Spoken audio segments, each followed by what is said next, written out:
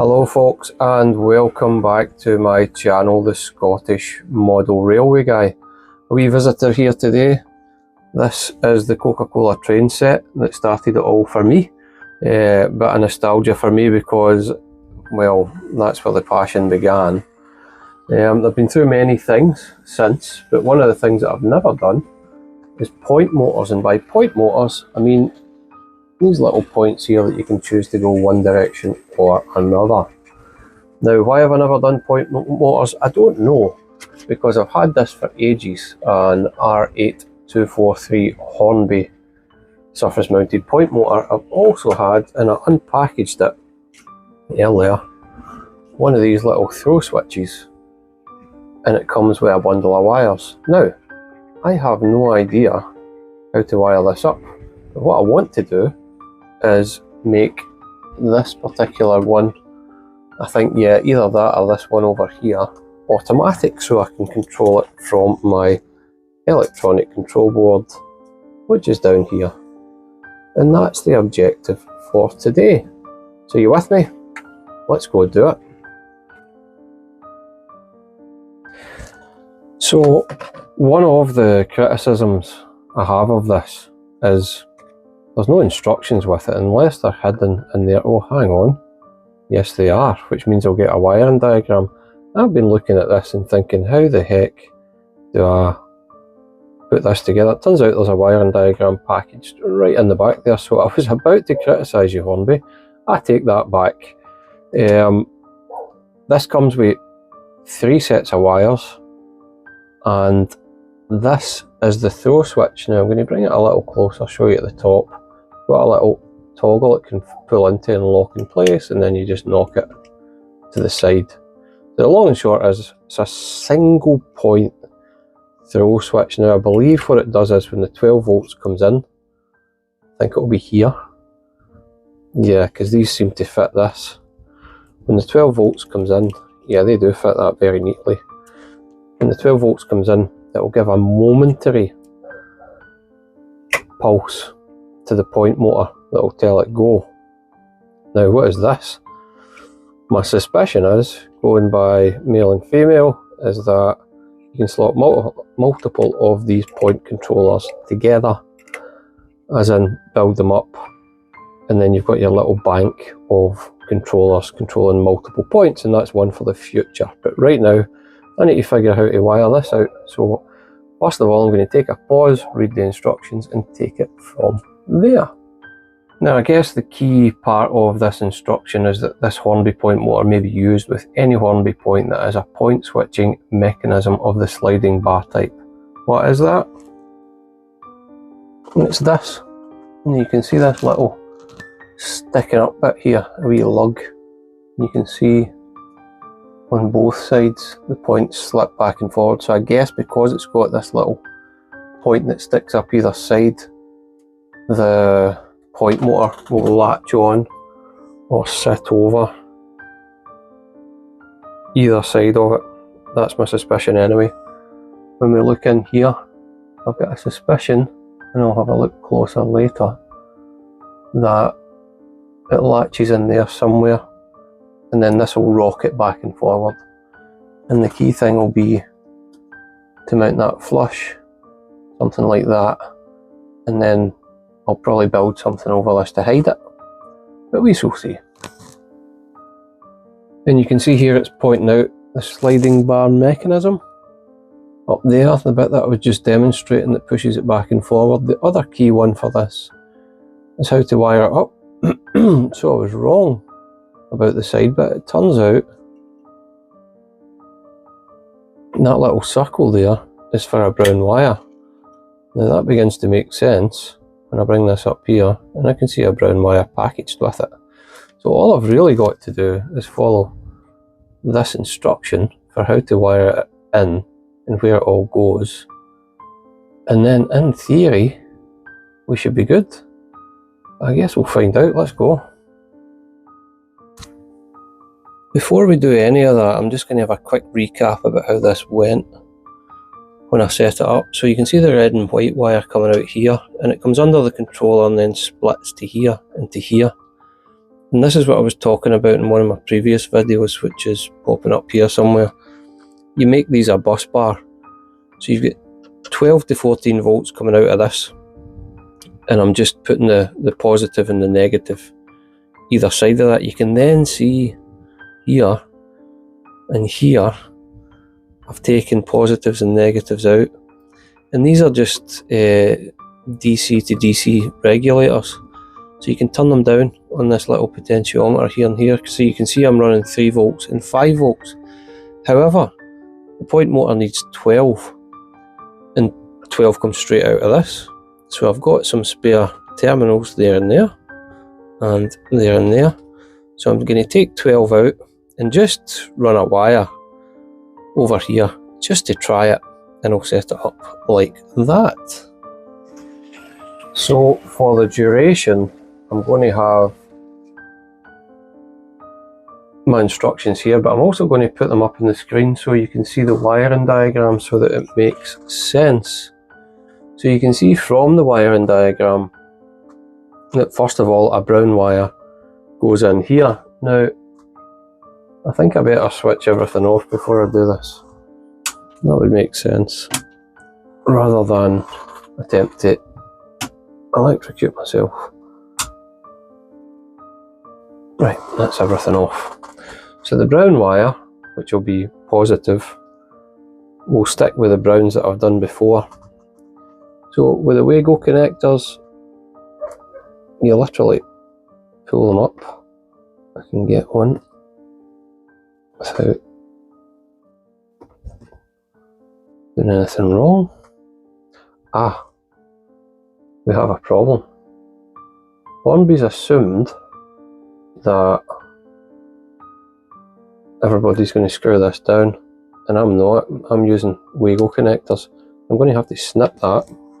If you've never done that sort of thing, fret not. I'll show you how to do it, and then we can skip over the rest of them that's like that. Seems a bit gung-ho, but we're doing it anyway. Oh, that's quite weak, so I'm going to use a wee cable cutter instead, which came with a wee wire set that I bought. Stick that in there, pull it off, and you can see we've got some wire there that I can twist. Now, for those that don't know what a bootlace ferrule is, I'm going to show you one of these wee guys. You can stick it on there. Your ideal length for it is if it approaches the end of this. I'm probably a fraction short to do that, but I know that when the plastic hits here and there, it's going to be okay. I'll stick it in there, and then I'm going to get my crimp tool, which is this boy from Amazon. You can see the part number up there. How does it work? You do that, and then you do that to release. So crimp, turn 90 degrees, crimp again, do a full test. It's good. So now I can plug in there, I believe. Could be wrong, but I think it is. And then into, sorry, the brown one.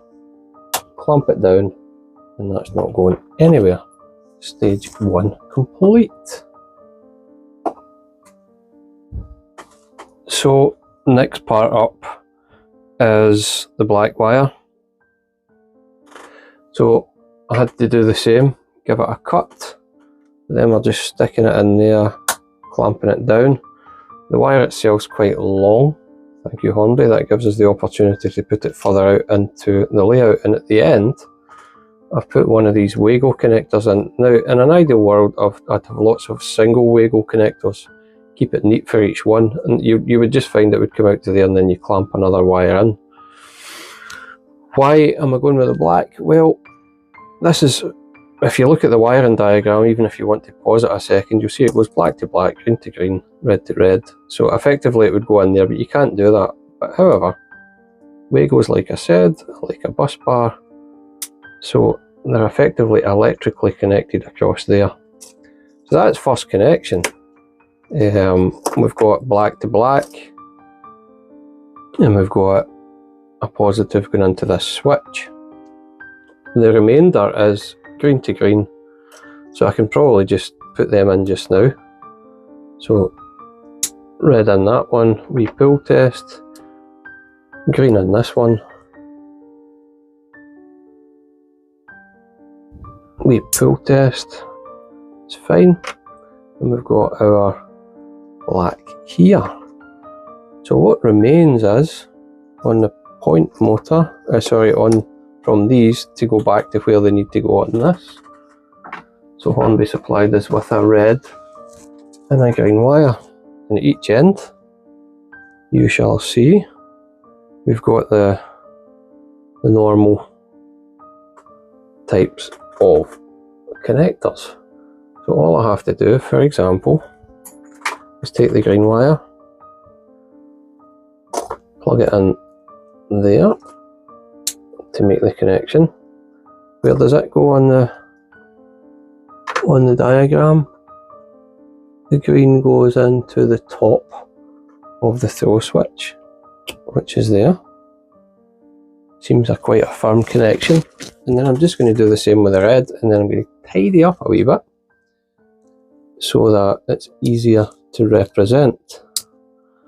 Remember, this is my first go. I've never done this, so I'm just going to double check.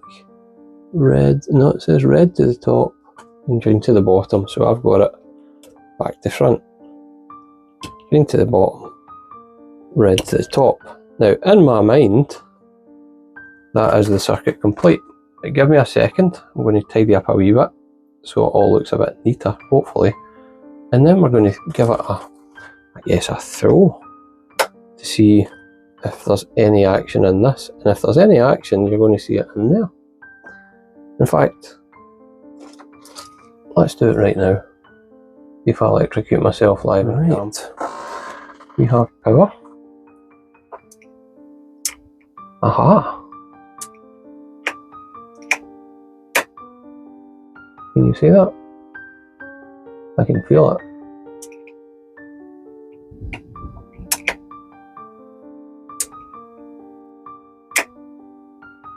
And it works. Very difficult to see, but it is moving. Yeah, success. So, bringing it over here and hooking it over the wee lug that I showed you earlier, you can see it moving. So I suppose that is it. That's how you wire it up. Looks complicated. Not the easiest, I'll be honest. It's straightforward if you follow the instructions, but I suppose one of the things you should know is that every time I do it, my lights dim. They don't dim, they blink out of existence and come back on. I'll show you that happening, and I guess it's a watch out. Watch the lights in the background. And yeah, why is that doing that? I think I know. At that single point, it's drawing all the power, possibly breaking a circuit somewhere and causing it to dip. Now what does that mean?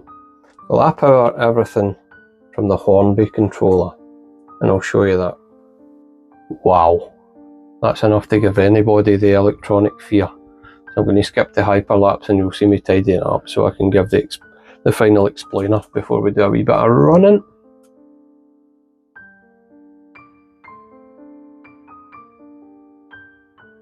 Okay, so I guess the explainer is, why is it drawing down power? Well, for some reason that momentary switch, when you flick it, you'll see this blink and you'll see this blink. Now this is my 5-volt circuit and this is my 3-volt circuit. Like I explained before, 12 to 14 volts coming in here. I've left these open so I know where to put them when I do the point switches. I then take a positive negative, for example, to this controller, turn it all the way down to 3 volts, because I want 3 volts for some specific LEDs for houses.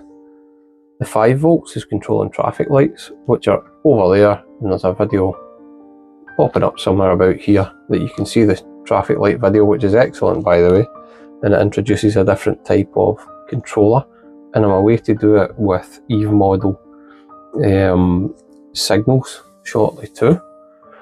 But the long and short is these 2 circuits are getting powered purely through the Hornby controller. The Hornby controller is doing nothing. It doesn't control the track. I bought this to control the track, and it joins into the track up here underneath this wee pussy. Now,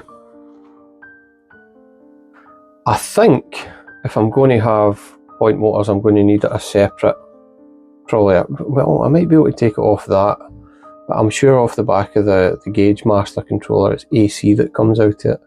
So I'd probably need to get a wee circuit that changes it to DC, which I can then use for the momentary switch. And then you wouldn't notice if I was changing a point. There'd be no flickering of lights, because this is purely controlling track. Why is it controlling track?